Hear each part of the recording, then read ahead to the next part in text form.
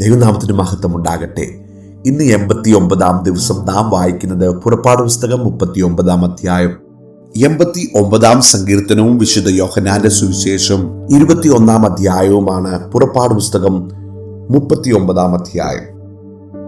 യഹോവ മോശയോട് കൽപ്പിച്ചതുപോലെ അവർ നീലനൂൽ, ധൂമ്രനൂൽ, ചുമപ്പുനൂൽ എന്നിവ കൊണ്ട് വിശുദ്ധ മന്ദിരത്തിലെ ശുശ്രൂഷയ്ക്കായി വിശേഷ വസ്ത്രവും അഹരോന് വിശുദ്ധ വസ്ത്രവും ഉണ്ടാക്കി. പൊന്ന്, നീലനൂൽ, ധൂമ്രനൂൽ, ചുമപ്പുനൂൽ, പിരിച്ച പഞ്ഞിനൂൽ എന്നിവ കൊണ്ട് ഏഫോദ് ഉണ്ടാക്കി. നീലനൂൽ, ധൂമ്രനൂൽ, ചുമപ്പുനൂൽ, പഞ്ഞിനൂൽ എന്നിവയുടെ ഇടയിൽ ചിത്രപ്പണിയായി നെയ്യേണ്ടതിന് അവർ പൊന്ന് അടിച്ചു നേരിയ തകിടാക്കി നൂലായി കണ്ടിച്ചു. അവർ അതിന് തമ്മിൽ ഇണച്ചിരിക്കുന്ന ചുമൽക്കണ്ടങ്ങൾ ഉണ്ടാക്കി. അത് രണ്ടറ്റത്തും ഇണച്ചിരുന്നു.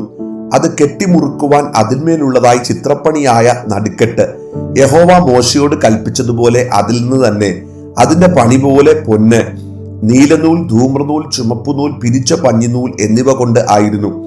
മുദ്രക്കൊത്തായിട്ട് ഇസ്രായേൽ മക്കളുടെ പേർ കൊത്തിയ ഗോമേദക കല്ലുകളെ അവർ പൊന്തടങ്ങളിൽ പതിച്ചു. യഹോവ മോശയോട് കൽപ്പിച്ചതുപോലെ അവൻ ഇസ്രായേൽ മക്കൾക്ക് വേണ്ടി ഏഫോദിന്റെ ചുമൽക്കണ്ടങ്ങളിന്മേൽ ഓർമ്മക്കല്ലുകൾ വെച്ചു. അവൻ ഏഫോദിന്റെ പണി പോലെ ചിത്രപ്പണിയായിട്ട് പൊന്ന്, നീലനൂൽ, ധൂമ്രനൂൽ, ചുമപ്പുനൂൽ, പിരിച്ച പഞ്ഞുനൂൽ എന്നിവ കൊണ്ട് പതക്കവും ഉണ്ടാക്കി. അത് സമചതുരമായിരുന്നു. പതക്കം ഇരട്ടയായി ഉണ്ടാക്കി. അത് ഒരു ചാൺ നീളവും ഒരു ചാൺ വീതിയുമുള്ളതായി ഇരട്ടയായിരുന്നു. അവർ അതിൽ 4 നിര രത്നം പതിച്ചു. താമ്രമണി, പീതരത്നം, മരതകം ഇത് ഒന്നാമത്തെ നിര. രണ്ടാമത്തെ നിര മാണിക്യം, നീലക്കല്ല്, വജ്രം. മൂന്നാമത്തെ നിര പത്മരാഗം, വൈഡൂര്യം, സുഗന്ധിക്കല്ല്. നാലാമത്തെ നിര ഗോമേദകം, പുഷ്പരാഗം, സൂര്യകാന്തം.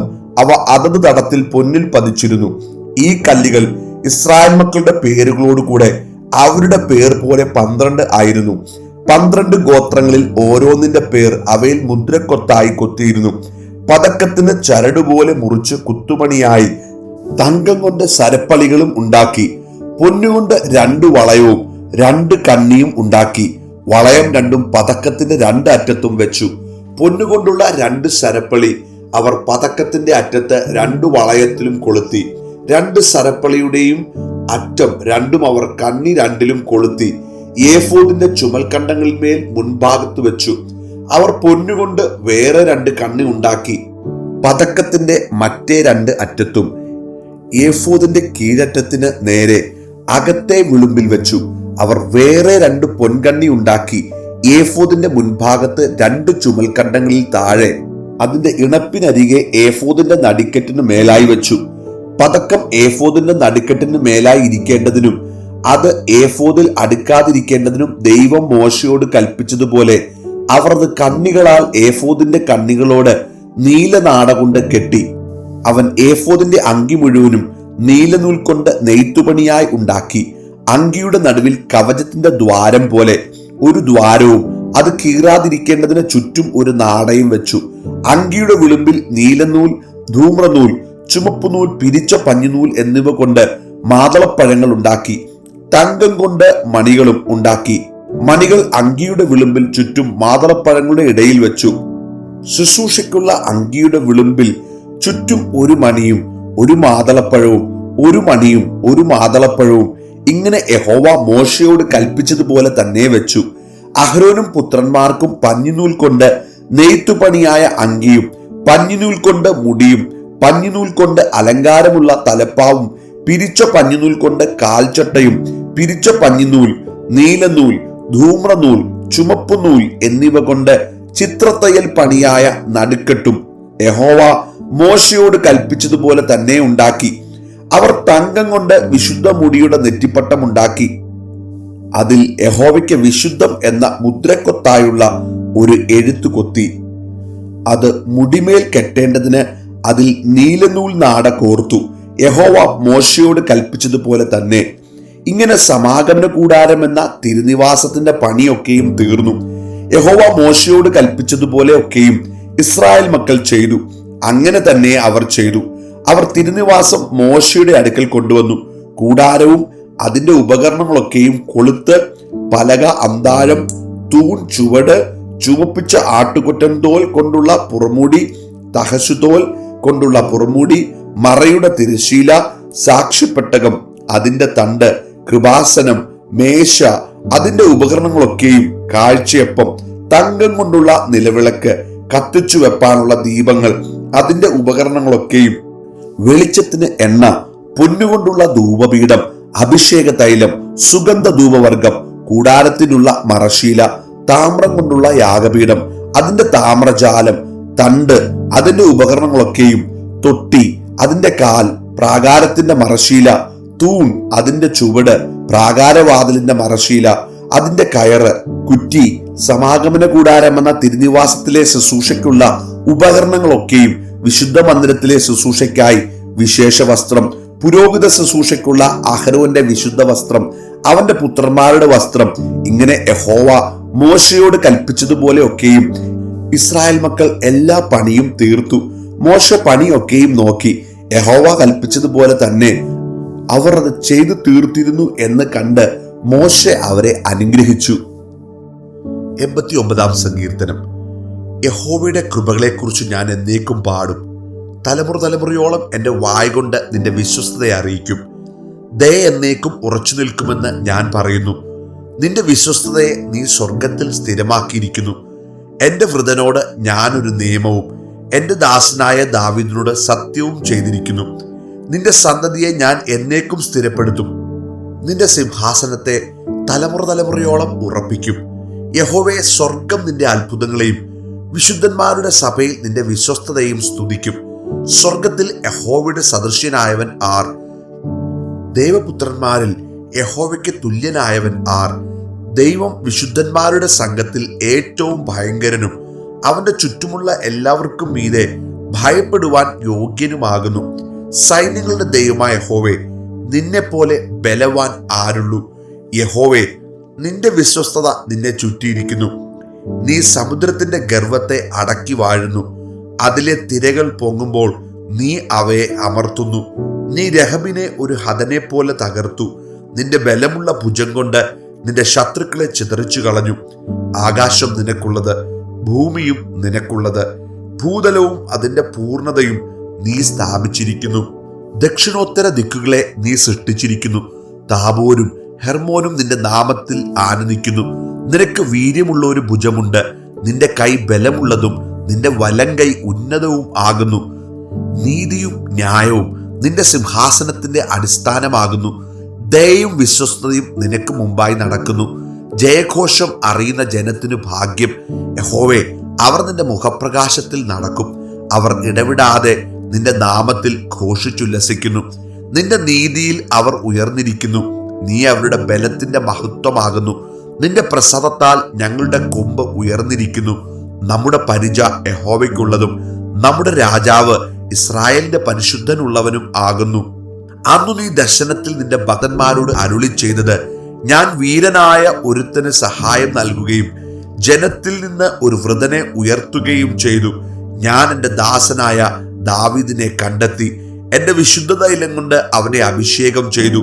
എൻ്റെ കൈ അവനോടുകൂടെ സ്ഥിരമായിരിക്കും. എൻ്റെ ഭുജം അവനെ ബലപ്പെടുത്തും.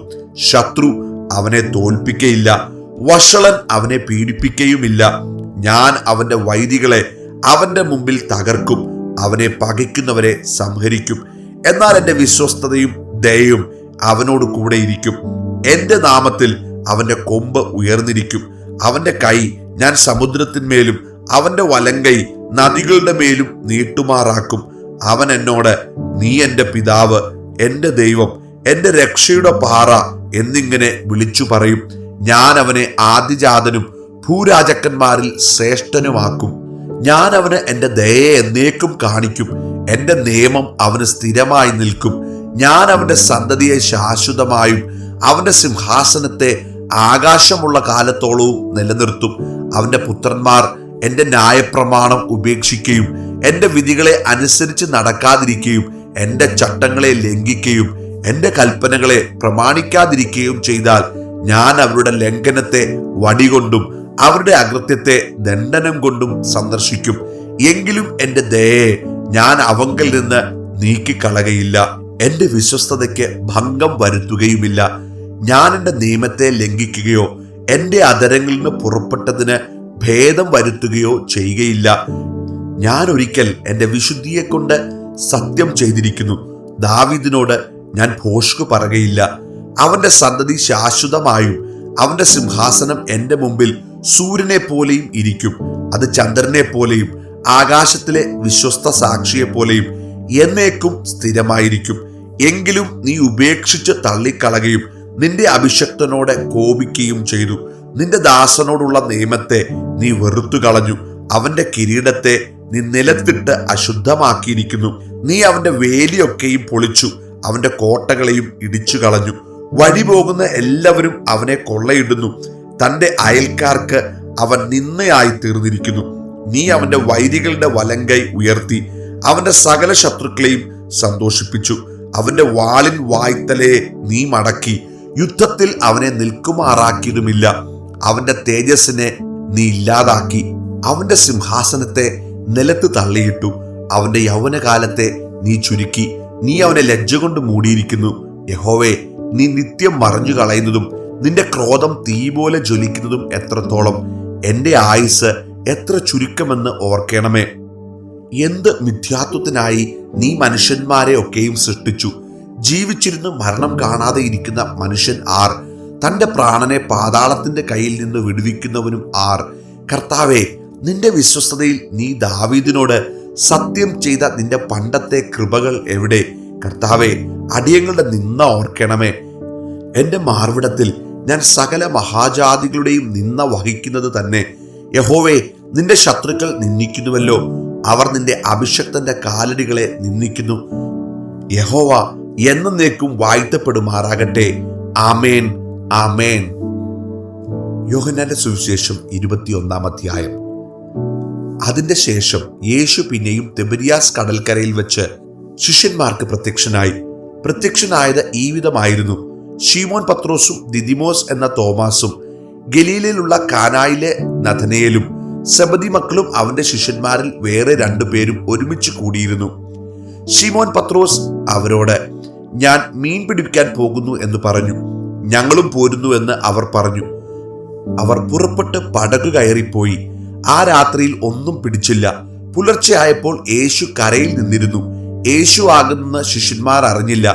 യേശു അവരോട്, കുഞ്ഞുങ്ങളെ, കൂട്ടുവാൻ വല്ലതുമുണ്ടോ എന്ന് ചോദിച്ചു. ഇല്ല എന്ന് അവർ ഉത്തരം പറഞ്ഞു. പടകിന്റെ വലത്തുഭാഗത്ത് വല വീശുവിൻ, എന്നാൽ നിങ്ങൾക്ക് കിട്ടുമെന്ന് അവൻ അവരോട് പറഞ്ഞു. അവർ വീശി. മീനിന്റെ പെരുപ്പം ഹേതുവായി അത് വലിപ്പാൻ കഴിഞ്ഞില്ല. യേശു സ്നേഹിച്ച ശിഷ്യൻ പത്രോസിനോട്, അത് കർത്താവാകുന്നു എന്ന് പറഞ്ഞു. കർത്താവാകുന്നു എന്ന് ശീമോൻ പത്രോസ് കേട്ടിട്ട് താൻ നഗ്നനാകയാൽ അങ്കി അരയിൽ ചുറ്റി കടലിൽ ചാടി. ശേഷം ശിഷ്യന്മാർ കരയിൽ നിന്ന് ഏകദേശം 200 മുഴത്തിൽ അധികം ദൂരത്തല്ലായകയാൽ മീൻ നിറഞ്ഞ വല ഇഴച്ചും കൊണ്ട് ചെറിയ പടകിൽ വന്നു. കരയ്ക്ക് ഇറങ്ങിയപ്പോൾ അവർ തീക്കനലും അതിന്മേൽ മീൻ വെച്ചിരിക്കുന്നതും അപ്പവും കണ്ടു. യേശു അവരോട്, ഇപ്പോൾ പിടിച്ച മീൻ ചിലത് കൊണ്ടുവരുവിൻ എന്ന് പറഞ്ഞു. ശീമോൻ പത്രോസ് കയറി 153 വലിയ മീൻ നിറഞ്ഞ വല കരയ്ക്ക് വലിച്ചു കയറ്റി. അത്രയും വളരെ ഉണ്ടായിരുന്നിട്ടും വല കീറിയില്ല. യേശു അവരോട്, വന്നു പ്രാതൽ കഴിച്ചുകൊള്ളുവിൻ എന്ന് പറഞ്ഞു. കർത്താവാകുന്നു എന്നറിഞ്ഞിട്ട് ശിഷ്യന്മാരിൽ ഒരുത്തനും നീ ആരെന്ന് അവനോട് ചോദിപ്പാൻ തുനിഞ്ഞില്ല. യേശു വന്ന് അപ്പമെടുത്ത് അവർക്ക് കൊടുത്തു. മീനും അങ്ങനെ തന്നെ. യേശു മരിച്ചവരിൽ നിന്ന് ഉയർത്തെഴുന്നേറ്റ ശേഷം ഇങ്ങനെ 3-ാം പ്രാവശ്യം ശിഷ്യന്മാർക്ക് പ്രത്യക്ഷനായി. അവർ പ്രാതൽ കഴിച്ച ശേഷം യേശു ശിമോൻ പത്രോസിനോട്, യോഹന്നാന്റെ മകനായ ശിമോനെ, നീ ഇവരിലധികമായി എന്നെ സ്നേഹിക്കുന്നുവോ എന്ന് ചോദിച്ചു. അതിന് അവൻ, ഉവ്വ് കർത്താവേ, എനിക്ക് നിന്നോട് പ്രിയമുണ്ട് എന്ന് നീ അറിയുന്നുവല്ലോ എന്ന് പറഞ്ഞു. എന്റെ കുഞ്ഞാടുകളെ മേയിക്ക എന്ന് അവൻ അവനോട് പറഞ്ഞു. രണ്ടാമതും അവനോട്, യോഹന്നാന്റെ മകനായ ശിമോനെ, നീ എന്നെ സ്നേഹിക്കുന്നുവോ എന്ന് ചോദിച്ചു. അതിന് അവൻ, ഉവ്വ് കർത്താവേ, എനിക്ക് നിന്നോട് പ്രിയമുണ്ട് എന്ന് അറിയുന്നുവല്ലോ എന്ന് പറഞ്ഞു. എന്റെ ആടുകളെ പാലിക്ക എന്ന് അവൻ അവനോട് പറഞ്ഞു. മൂന്നാമതും അവനോട്, യോഹന്നാന്റെ മകനായ ശിമോനെ, നിനക്ക് എന്നോട് പ്രിയമുണ്ടോ എന്ന് ചോദിച്ചു. എന്നോട് പ്രിയമുണ്ടോ എന്ന് മൂന്നാമതും ചോദിക്കയാൽ പത്രോസ് ദുഃഖിച്ചു. കർത്താവേ, നീ സകലവും അറിയുന്നു. എനിക്ക് നിന്നോട് പ്രിയമുണ്ടു എന്നും നീ അറിയുന്നു എന്ന് അവനോട് പറഞ്ഞു. യേശു അവനോട്, എന്റെ ആടുകളെ മേയ്ക്ക. ആമേൻ, ആമേൻ, ഞാൻ നിന്നോട് പറയുന്നു, നീ യൗവനക്കാരനായിരുന്നപ്പോൾ നീ തന്നെ അരകെട്ടി ഇഷ്ടമുള്ളയിടത്ത് നടന്നു. വയസ്സനായ ശേഷമോ നീ കൈ നീട്ടുകയും മറ്റൊരുത്തൻ നിന്റെ അരകെട്ടി നിനക്ക് ഇഷ്ടമില്ലാത്ത ഇടത്തേക്ക് നിന്നെ കൊണ്ടുപോകുകയും ചെയ്യുമെന്ന് പറഞ്ഞു. അതിനാൽ അവൻ ഇന്നവിധം മരണം കൊണ്ട് ദൈവത്തെ മഹത്വപ്പെടുത്തുമെന്ന് അവൻ സൂചിപ്പിച്ചു. ഇതു പറഞ്ഞിട്ട് എന്നെ അനുഗമിക്ക എന്ന് അവനോട് പറഞ്ഞു. പത്രോസ് തിരിഞ്ഞ് യേശു സ്നേഹിച്ച ശിഷ്യൻ പിൻചെല്ലുന്നത് കണ്ടു. അത്താഴത്തിൽ അവന്റെ നെഞ്ചോട് ചാഞ്ഞുകൊണ്ട്, കർത്താവേ, നിന്നെ കാണിച്ചു കൊടുക്കുന്നവൻ ആരെന്ന് ചോദിച്ചത് ഇവൻ തന്നെ. അവനെ പത്രോസ് കണ്ടിട്ട്, കർത്താവേ, ഇവന് എന്തു ഭവിക്കുമെന്ന് യേശുവിനോട് ചോദിച്ചു. യേശു അവനോട്, ഞാൻ വരുവോളം ഇവൻ ഇരിക്കണമെന്ന് എനിക്കും ഇഷ്ടമുണ്ടെങ്കിൽ അത് നിനക്ക് എന്ത്? നീ എന്നെ അനുഗമിക്ക എന്ന് പറഞ്ഞു. ആകയാൽ ആ ശിഷ്യൻ മരിക്കയില്ല എന്നൊരു ശ്രുതി സഹോദരന്മാരുടെ ഇടയിൽ പരന്നു. യേശുവോ, അവൻ മരിക്കയില്ല എന്നല്ല, ഞാൻ വരുവോളം ഇവൻ ഇരിക്കണമെന്ന് എനിക്ക് ഇഷ്ടമുണ്ടെങ്കിൽ അത് നിനക്ക് എന്ത് എന്നത്രേ അവനോട് പറഞ്ഞത്. ഈ ശിഷ്യൻ ഇതിനെക്കുറിച്ച് സാക്ഷ്യം പറയുന്നവനും ഇത് എഴുതിയവനും ആകുന്നു. അവന്റെ സാക്ഷ്യം സത്യമെന്ന് ഞങ്ങൾ അറിയുന്നു. യേശു ചെയ്തത് മറ്റു പലതുമുണ്ട്. അത് ഓരോന്നായി എഴുതിയാൽ എഴുതിയ പുസ്തകങ്ങൾ ലോകത്തിൽ തന്നെയും ഒതുങ്ങുകയില്ല എന്ന് ഞാൻ നിരൂപിക്കുന്നു.